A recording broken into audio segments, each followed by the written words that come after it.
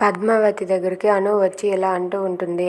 అమ్మి ఇలా రా అమ్మి కూర్చో అని చెప్పి పద్మావతిని కూర్చోబెట్టి, అమ్మి రేపు మీ పెళ్లి రోజు కదా, మీ పెళ్లి రోజు అని విక్కీ బావగారికి గుర్తుందా, నీకు గుర్తుందా అని చెప్పి అడుగుతూ ఉంటుంది. అది విన్న పద్మావతి అయితే, మా పెళ్ళి ఎలా జరిగిందో ఏంటో మాకే తెలియకుండా అయిపోయింది. ఒక ఇష్టం కష్టం, ఒక దుఃఖం బాధ సుఖం అవేమీ లేకుండా మా పెళ్ళి జరిగిపోయింది. అప్పుడు ఎలా జరిగిపోతే ఏమి, ఇప్పుడు మాత్రం సంతోషంగానే ఉంటున్నాం మమ్మీ అని చెప్పి పద్మావతి అనుతో అంటూ ఉంటుంది. అయితే విక్కీ బావగారికి చెప్పావా, మరి తెలుసా విక్కీ బావగారికి గుర్తుందో లేదో అని చెప్పి అను అంటూ ఉంటుంది.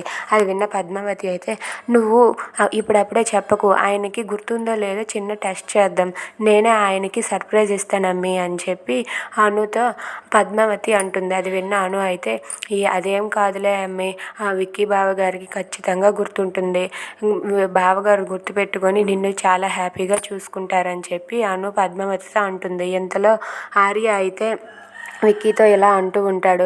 ఏంట్రా రేపు మీ పెళ్లి రోజు కదా, ఏమైనా ప్లానింగ్స్ ఏం వేసావా అని చెప్పి అంటే, విక్రమాదిత్య మాత్రం అలా మౌనంగా చూస్తూ ఉంటాడు. అదేంట్రా పెళ్లి రోజుకు నీకు గుర్తులేదా అని చెప్పి ఆర్య విక్కీతో అంటూ ఉంటాడు. అది విన్న విక్రమాదిత్య అయితే, పెళ్లి జరిగినప్పటి నుండి ఇప్పటి వరకు పద్మావతిని ఒక్కరోజు కూడా నేను సంతోషంగా చూసుకోలేదు, ఇక మీద అయినా సరే సంతోషంగా చూసుకోవాలని చెప్పి విక్కీ అంటూ ఉంటాడు.